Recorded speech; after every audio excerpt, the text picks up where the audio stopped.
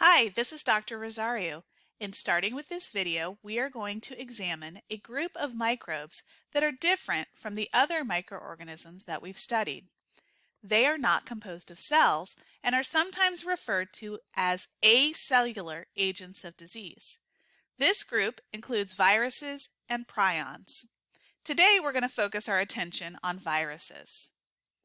This video will provide a brief introduction to viruses and draw your attention to how these microbes are different from the prokaryotes and eukaryotes that we've already studied. I will discuss what it means that a virus is a filterable agent of disease, the relative sizes of viruses, and why viruses are not considered alive. Let's review some of the major milestones in microbiology that led to what we know today. In the 1600s, we had Antony van Leeuwenhoek describing the microorganisms that he saw with his rudimentary microscopes.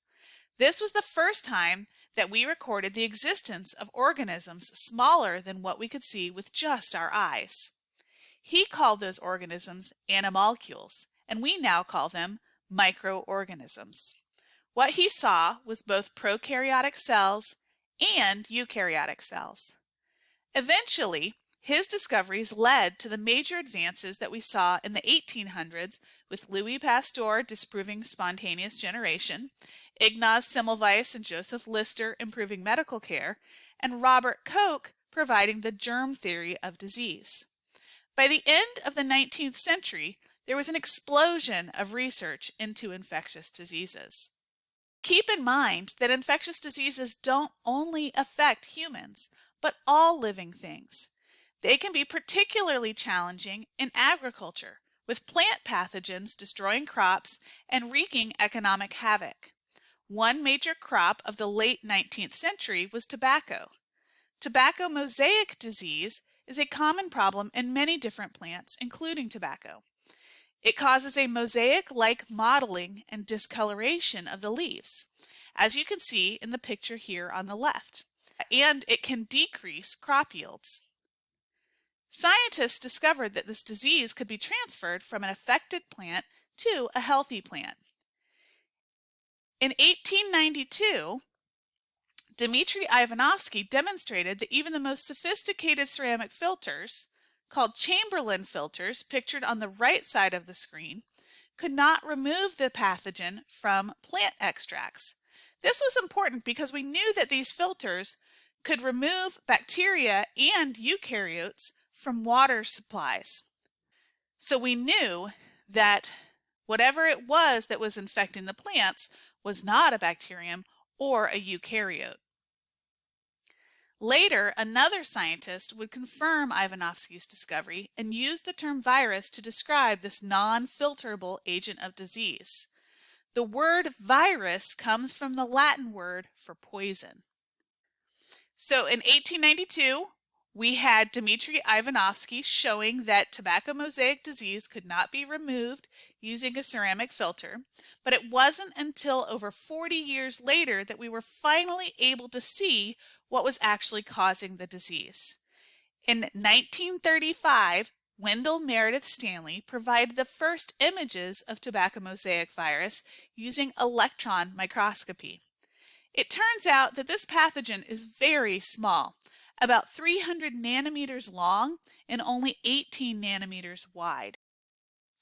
Viruses are considered ultra microscopic. We cannot see them using traditional light microscopy. Instead, we rely on electron microscopes. There is a wide variety of viral shapes and sizes, but this figure gives you some context. So each tick mark on this scale is 10 times greater than the last. If we look all the way to the left, we have atoms, which are about 0.1 nanometers across. More than 10 times bigger are some of our biological molecules, including phospholipids and proteins. Viruses are next on the scale. One of the smallest viruses, poliovirus, is about 30 nanometers across. Most viruses range from about 20 to 200 nanometers in diameter. In comparison, bacteria usually range from 1 to 2 micro meters across. As with anything, there is always an exception to the rule. Some viruses can be quite large, even bigger than bacterial cells. Pithovirus, for example, is one of the largest viruses ever discovered, and it is 1.5 micrometers long. Besides size, how are viruses different from cells? First, let's look at the characteristics of cells. All cells have DNA and RNA.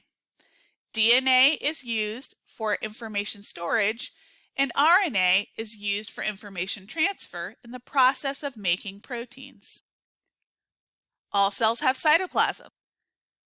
Cells contain ribosomes, and those ribosomes are used for assembling proteins. And then all of these things are enclosed within a cell membrane. Cells are working factories. Materials are constantly moving in and out of cells, and thousands of chemical reactions can occur within the cytoplasm at any given time.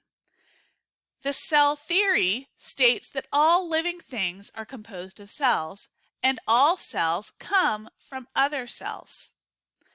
Now let's take a look at viruses. Viruses, on the other hand, can have DNA or RNA, but never both. That nucleic acid is enclosed within a protein shell. Some viruses may have a coating of phospholipids called an envelope, but it is important to keep in mind that this is not equivalent to a membrane. A virus does not have its own metabolism, and it does not transport materials across that lipid envelope. It is considered inert outside of the host cell, and it cannot reproduce on its own. It must enter into a host cell in order to reproduce.